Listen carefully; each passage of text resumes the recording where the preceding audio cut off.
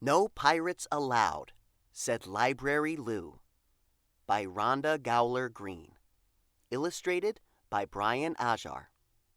At Seabreezy Library, things were just right. Book lovers were cozy. The sky was blue bright.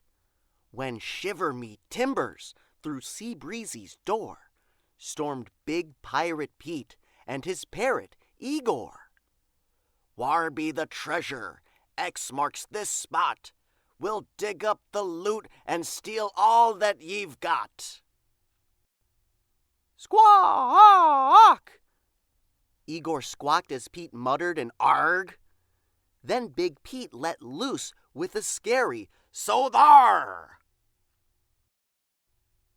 Chills ran down spines as those readers all shook. They hid behind bookshelves, but ventured a look. And what was that odor? Disgusting! Phew! But no one at Seabreezy knew what to do. Except Library Lou, who dashed over to see what all the unruly commotion could be. "May I help you?" Lou asked with a pinch of a frown. "This is a library. Shh! Quiet down."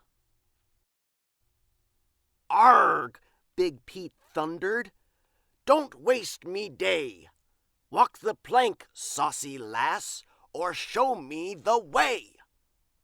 At Seabreezy, then, you could hear a pin drop. All that tough, ruffian talk and squawk stopped. For Library Lou looked Pete right in the eye. As Pete stood his ground with a snarl, oh my! Minute by minute, their tempers both flared, as they stood head to head and doggedly dared. "Unless you be quiet and listen up too, no pirates allowed," said Library Lou. "Squawk!" Igor squawked with a blow-me-down glare. Then Library Lou boldly added, "So there!" "Arg!" "Now, where is the treasure map?" Lou asked. "Ah, yes. The treasure is here," she said, "just as I guessed.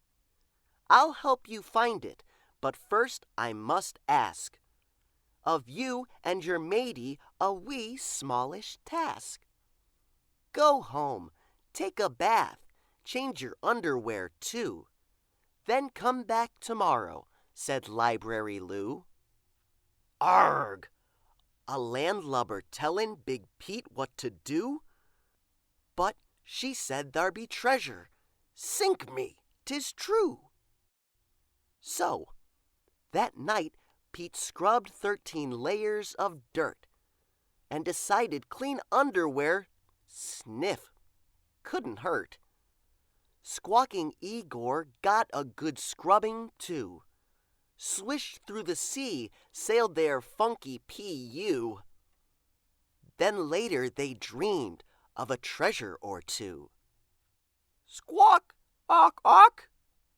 The next day they burst through that library door with a fresh soapy scent, but as loud as before. "Mateys, your manners," said Library Lou.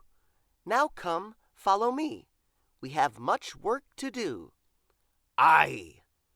Big Pete grabbed his picks and his axe and his shovel, but Library Lou bet. "Letters," Pete scowled. "There be more than X." Lou spread them all out. Big Pete looked perplexed. "Blimey!" cried Big Pete. "A code of old! A secret one, aye, to find the sweet gold!" Library Lou grinned a witty wise grin. "Brilliant!" she cried. "Now time to begin. Here they are, all of them, pleased to meet you." "Isn't this fun?" said Library Lou. "Fun?" Big Pete sneered. "It be torture, no less. me'd rather be kissin' a fat treasure chest. So many letters, Big Pete got confused. W's, H's, S's, and Q's? Some she called vowels, A's, E's, I's, O's, and U's. Soon Lou took some letters and mixed them about. "Look," exclaimed Lou, "words to sound out. Now here is a stack you may take home with you. Then come back tomorrow," said Library Lou. Up on the poop deck, Pete practiced that night. He practiced each word till he got each word right. "Igor," he bragged, "will hold riches untold. 'Cause us, we be hard-workin' gluttons for gold." Yes, day after day he went back, and night after night Lou piled high a new stack. Soon, Big Pete was reading not small words but big: swashbuckling, buccaneer, thingamajig. But Pete got impatient. He'd worked day and night, and still not a trinket or treasure in sight. One day he barked at Lou. "Do what ye told.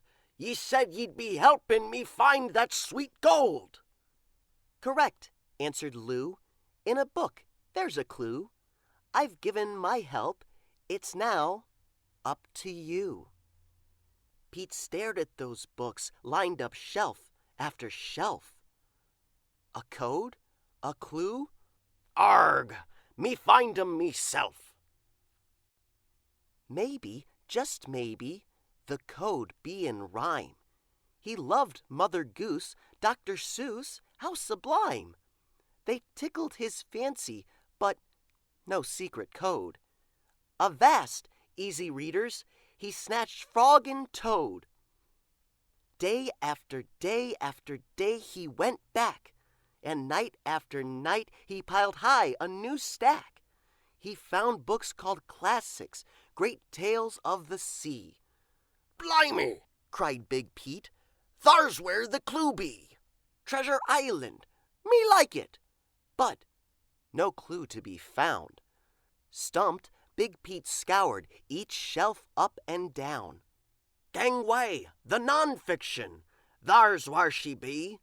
Soon luscious loot, fancy free on the sea." Those factual books Big Pete came to love. He read about things that he'd never heard of. Stink bugs and baseball and surfing and Mars. Dinosaurs, mummies, electric guitars. Pete's picks and his axe and his shovel got dusty.